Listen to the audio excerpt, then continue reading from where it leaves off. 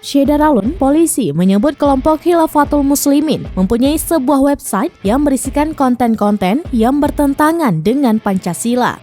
Hal ini dikatakan Direktur Reserse Kriminal Umum Polda Metro Jaya, Kombes Pol Hengki Haryadi, saat melakukan penangkapan terhadap pimpinan tertinggi Khilafatul Muslimin di Lampung.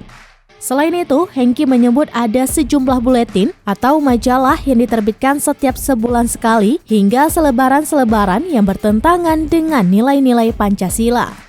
Lebih lanjut, Hengki menyebut kelompok ini diduga melanggar Undang-Undang tentang Organisasi Masyarakat dan juga Undang-Undang Nomor 1 Tahun 1946 yang dapat menimbulkan keonaran.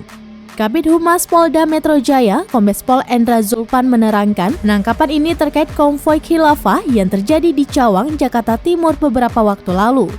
Diketahui, konvoi pesepeda motor dengan poster bertuliskan Kebangkitan Khilafah dan bendera dengan aksara Arab itu terjadi pada Minggu 29 Mei 2022.